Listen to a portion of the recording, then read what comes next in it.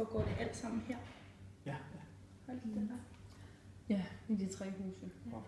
Hvad skal der så til sådan for, at er der sådan mange, der godt vil flytte ind? Skal man gøre et eller andet særligt for at få lov, eller hvordan er det?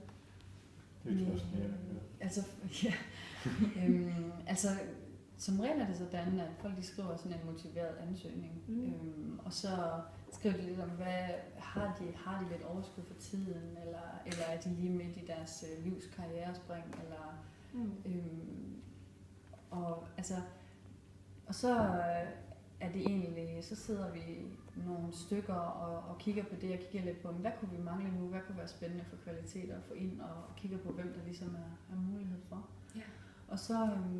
Og så flytter folk ind, og så er det faktisk sket det fantastiske det sidste år, at der er sådan en ret naturlig udveksling også. Så det er ikke sådan, at der er nogen, der bor her, og så jeg vil aldrig flytte herfra. Det er også et dejligt sted, og det er også billig husleje og sådan noget. Det er ikke så godt, fordi det skal gerne være den der sådan lidt friske følelse af, at folk har lidt overskud og har plads i deres sind til at udvikle sig lidt og sådan.